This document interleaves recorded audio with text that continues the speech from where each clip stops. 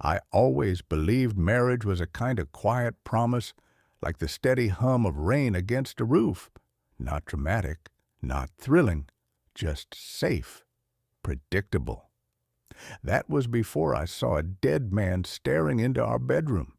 We'd just moved into an old colonial outside of Ashland, Oregon, a quiet, fog-drenched town where the locals still leave pies on porches and never lock their doors. Rachel said it reminded her of her childhood, of simpler times. I liked the quiet, too. I thought the calm would help me finish my book. We were unpacking the last of the boxes when Rachel found the old mirror in the attic. It was ornate, almost Victorian-looking, framed in black and silver and chipped in the corners.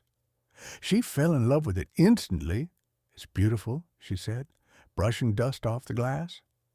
"Looks haunted," I joked. "Maybe it is," she whispered, not smiling. That was the first moment something felt off. That night, after we finished wine and a rerun of some crime show, I crawled into bed. Rachel was already asleep, back turned, her breathing soft and even. I was about to turn off the bedside lamp when I noticed movement outside the window. Our room's on the second floor. The backyard's just woods for a mile. But there he was, a man standing perfectly still in the darkness, his face half lit by the moon, staring straight at Rachel. He looked maybe mid-30s, clean-shaven, dressed in a button-down shirt that flapped slightly in the breeze. His eyes didn't blink, didn't move, just locked on her like he'd been waiting a long time. I froze. My first thought was burglar. Second thought, stalker. I leaned closer to the window, heart thumping, and that's when I saw Rachel smile in her sleep. Not a twitch, not a dream, a full, slow smile, like she recognized him. By the time I threw open the window, he was gone. I rushed downstairs, grabbed a flashlight, and swept the yard. Nothing. Just wind through pine needles and the soft crunch of my own footsteps in the grass. I searched the whole perimeter. No signs, no footprints, no broken fence. When I came back inside, Rachel was still asleep, peaceful, undisturbed. I didn't wake her, but I didn't sleep that night either. The next morning, I told Rachel about the man outside. She paused while pouring her coffee. "Are you sure it wasn't just a shadow?" "No, he was real, mid-30s, pale, button-down shirt, just staring." "Well, you've been stressed. Maybe your mind's playing tricks." "He was looking at you, Rachel, and you were smiling in your sleep." "What?" Her face froze. For a second, I thought I saw fear flicker in her eyes, but she blinked it away. "Jack," she said slowly, "I don't know what you think you saw, but there's no one out there. We're in the middle of nowhere. That was the end of it, or so she wanted it to be. But over the next few days, I noticed things." She started locking the bedroom door at night. She spent more time in the attic, staring into that old mirror. Sometimes I'd hear her talking softly when she thought I wasn't around. Whispers, almost like one side of a conversation. And then there were the letters. I found the first one in her nightstand, handwritten. The ink looked faded, the paper yellowed. "You said you'd wait for me. You promised. You think you can bury the past, Rachel? You can't bury me. No signature." I confronted her about it that evening. "Who's writing you letters?" "What are you talking about?" "This," I said, tossing it on the table. "Where did you get that?" "It was in your drawer." She picked it up slowly, eyes scanning the words. Her hands trembled slightly. "It's old," she said finally. "From before." "Before what?" "Before you. Before everything, I didn't even know I still had it. Who wrote it? Daniel. The name hit like a chill. I'd heard it once before, early in our relationship, briefly, a throwaway mention. Rachel said he'd been her fiancé, killed in a car crash right before their wedding. I never pried. She didn't like to talk about him. Why are his letters in our house? I asked. I didn't bring them here, I swear. I thought I got rid of everything. That night, I Googled him. Daniel Morris. Died October 14th, 2014. The accident had been front-page local news. Fiery collision on Route 66 outside of Medford. Body burned beyond recognition. Closed casket funeral, survived by his parents and his fiancée, Rachel Carter. She hadn't changed her last name yet in the obituary, but here's the part that stuck with me. Daniel Morris was known for his passionate writing and his belief in eternal love. If death ever took us apart, he once said, I'd find my way back. That quote haunted me for days because 2 nights later, I found a fresh letter on our pillow, my side of the bed. In the same handwriting, I saw you with him. He doesn't deserve you. You promised you'd wait. I'm home now. I didn't tell Rachel about the second letter. I needed answers first. Proof. The next morning, I took the note and drove into town to the local police station. I didn't expect much. This wasn't New York or L.A. It was small-town Oregon. The officer on duty looked barely old enough to drink. You said you've seen someone lurking near your home at night? Yes, and I found 2 letters. Threatening. Creepy. Do you have a name? I think Daniel Morris. Morris? That guy's been dead 10 years. He leaned back in his chair. That's your wife's ex, right? I remember hearing about that crash. Real sad. Folks said they were perfect for each other. I showed him the letters. He read 'em, looked up, and shrugged. Honestly, no real threat here. No return address, no direct violence. Could be a prank. Maybe someone knows her history and wants to mess with you. You think someone broke onto our property just to leave love letters? I've seen weirder. He offered to file a report. That was it. When I got home, Rachel was sitting at the kitchen table, clutching a mug of tea with both hands. She looked pale. Jack, she said quietly, something's wrong with the mirror. We went upstairs. The antique mirror we'd brought down from the attic was now standing in the corner of our bedroom. We'd planned to hang it, but never got around to it. It had become background. Now there were scratches across the surface, long, deep grooves, like fingernails dragged across the glass. I didn't do that, she whispered. Was it like this morning? No, I was dusting it earlier. It was fine. I stepped closer. That's when I saw the words, barely visible beneath the scratches as if etched from the inside. He's not me. I reached out to touch the glass, and for a second, just a flash, I saw something behind my reflection. A face. A man's face, standing behind me, his eyes black and hollow, then gone. I stumbled back, heart pounding. Rachel, what the hell is happening? She sat down on the bed, holding her head. Jack, there's something I never told you. She told me about the last fight she had with Daniel, the night before his crash. He'd accused her of cheating, said he saw her with another man, that she broke his heart, that he'd rather die than live without her, and then he was gone, burned in the wreck. No final words, no closure, but after his death, strange things started happening. Lights flickering, whispers, dreams where he'd speak to her, the feeling of being watched. She chalked it up to grief, until the letters started showing up, a year after his death.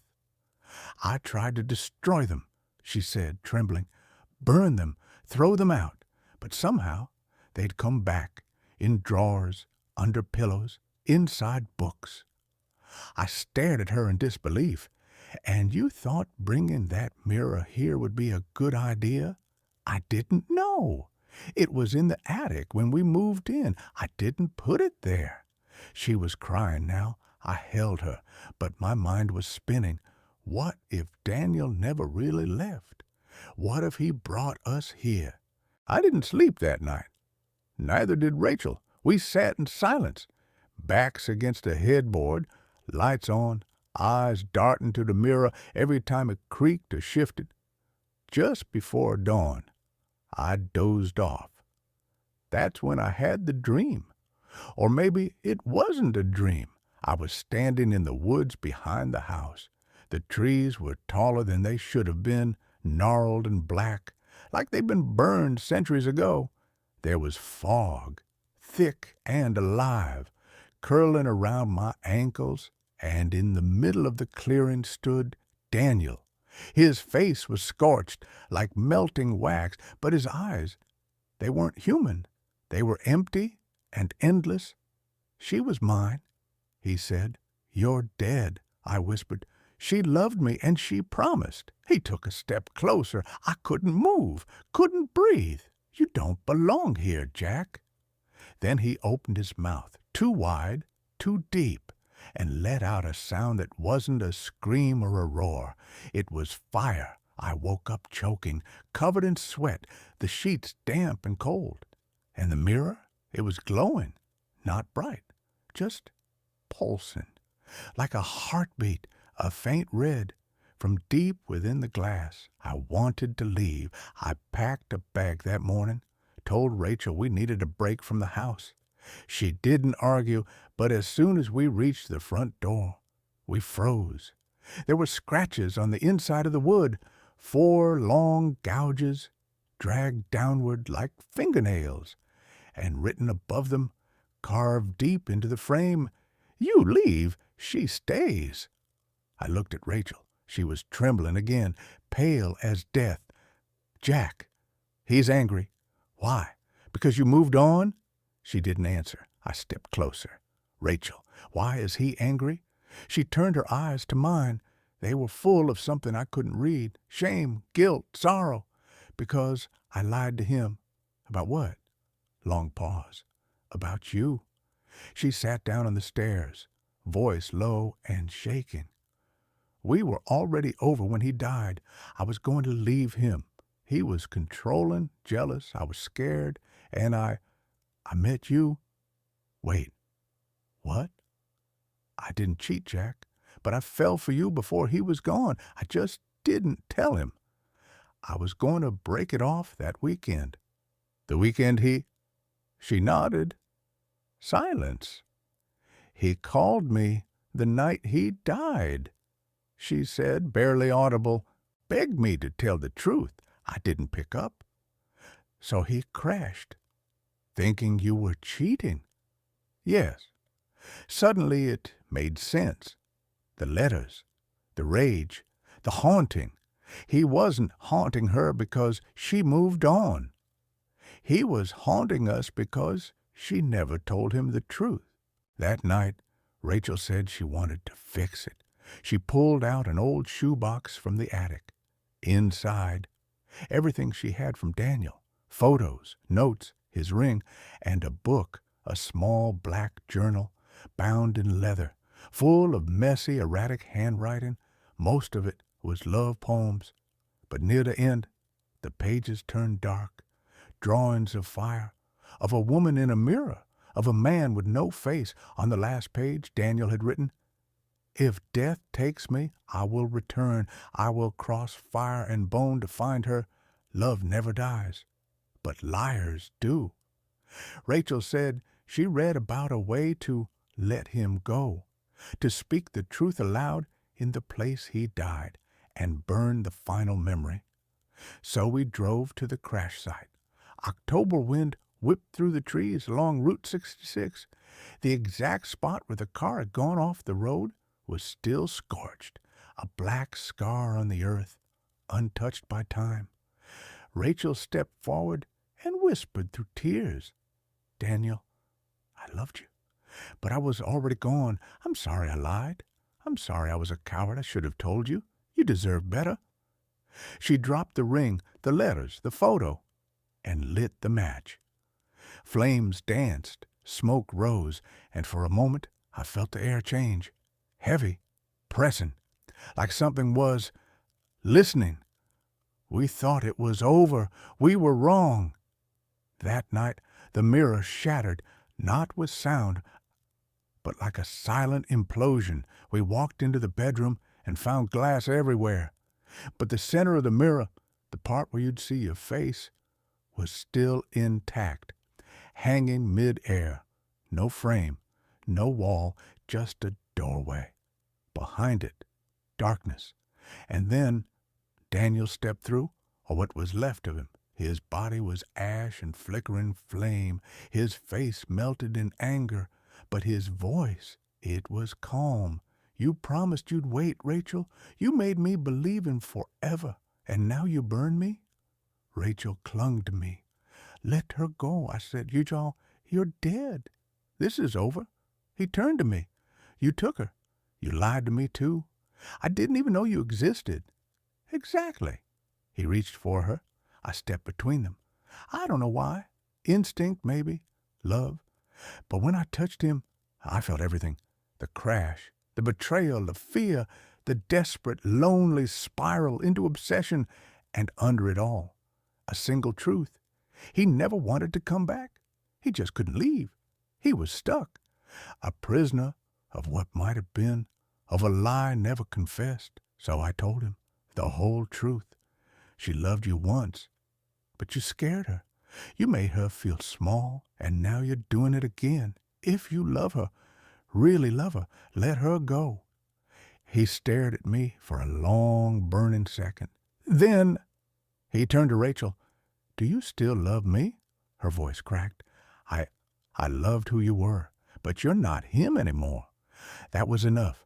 He nodded and stepped back into the mirror. The glass collapsed inward and vanished into dust. We left that house the next morning, moved back to the city. No mirrors came with us. Rachel doesn't talk about Daniel anymore, but sometimes late at night I catch her staring out the window, silent, reflective. I think part of her still wonders if he really left. And me, I keep his last letter, the one that wasn't angry, the one I found after it all ended. Just 4 words. "Thank you for loving her." Liked the story? Hit that like, subscribe, and turn on notifications.